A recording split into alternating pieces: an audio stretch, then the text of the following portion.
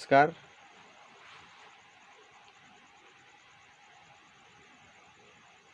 मैं गोविंद चरपुट, संतों, भक्तों, महंतों और मित्रों, आज के वीडियो में मैं हनुमान दादा के विषय में बारे में बात करने वाला हूँ। अभी 6 तारीख और चौथा महीना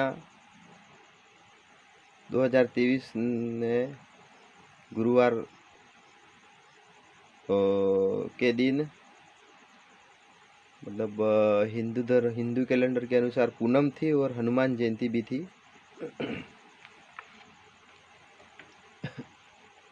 मैंने सोचा चलो हनुमान दादा पर एक वीडियो बनाते हैं टॉपिक लेकर।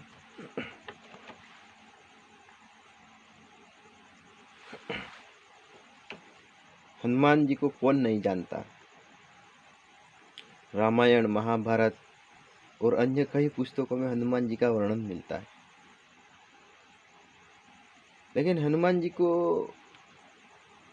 बाल ब्रह्मचारी के रूप में शास्त्रों में दर्शाया गया है। वो बात सही है।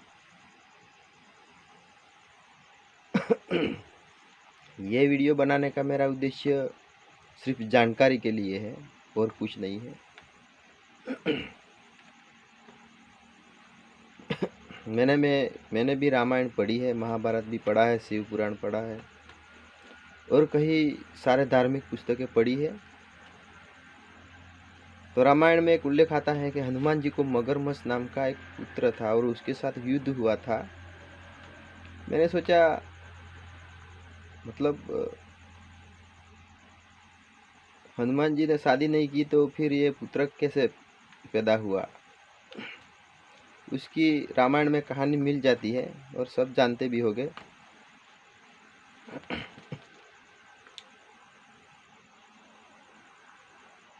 तो उस बात पर मुझे संशोधन किया मैंने कि क्या सही में हनुमान जी ने शादी नहीं की है। तो ब्रह्मचारी तो है, उसमें कोई शक नहीं है। हनुमान जी वो ब्रह्मचारी देवता है। वो कलयुग का नहीं, 4 युग का देवता है और अजर अमर है, राम भक्त है। हम भी हनुमान जी को मानते हैं।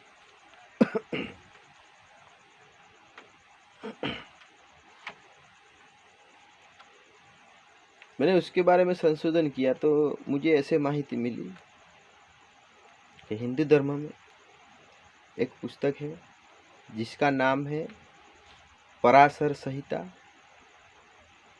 हनुमान चरित्र।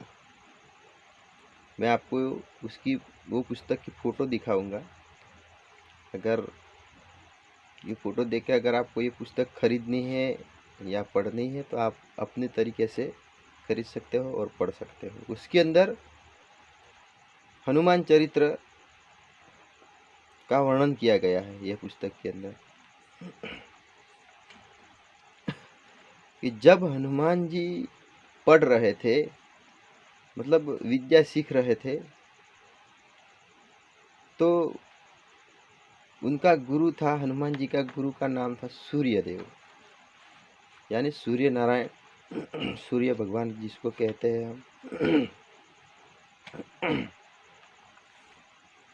तो उस पुस्तक में ऐसा वर्णन मिलता है कि सूर्यदेव के पास 9 विद्या थी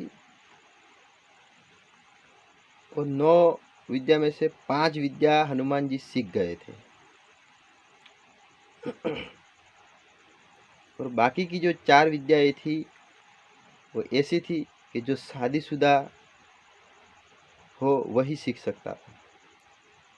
हनुमान जी ब्रह्मचारी थे, विद्या सीखनी थी, शादी करनी नहीं थी। हनुमान जी को एक संकट उत्पन्न हुआ, तो उस संकट का निवारण सूर्यदेव ने किया। हनुमान जी ने सूर्यदेव ने कहा कि हनुमान, तेरा ब्रह्मचर्य भी भंग नहीं होगा,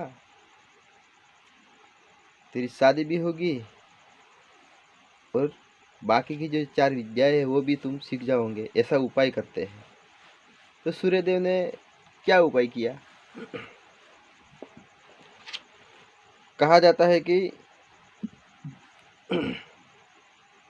सूर्यदेव को एक पुत्री थी,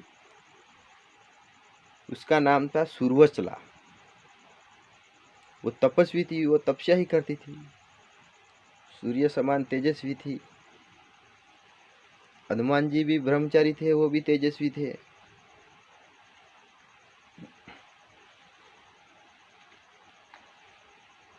तो बोलो, सूर्यदेव ने कहा हनुमान जी अगर तुम सुर्वचला से शादी कर लो,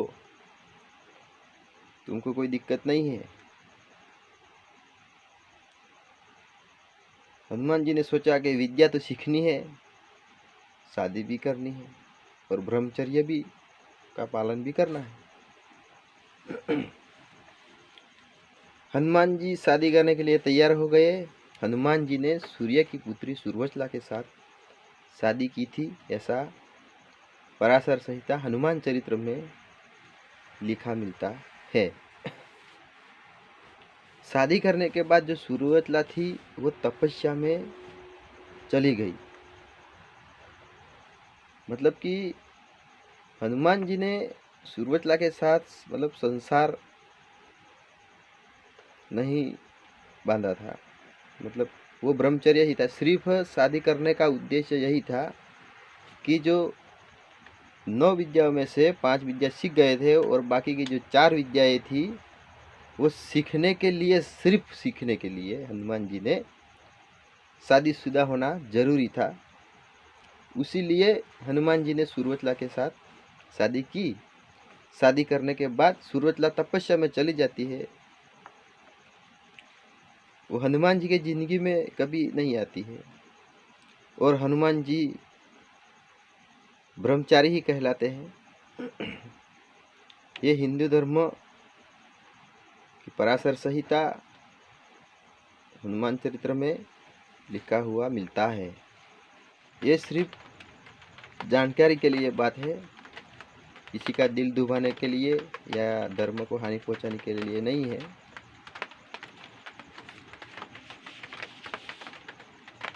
किसी को बुरा बुरा सोचने की भी जरूरत नहीं है। अगर मेरी बात में किसी को यकीन नहीं आता है तो पराशर संहिता हनुमान चरित्र पढ़ ले।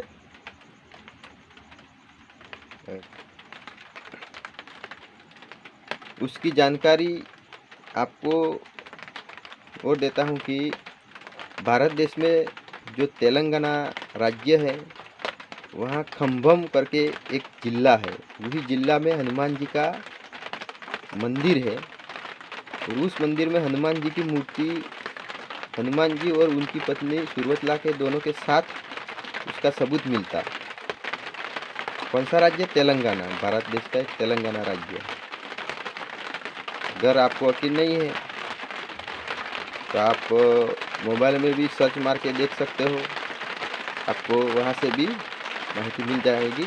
बस आज के वीडियो में इतना ही, फिर मिलेंगे, तब तक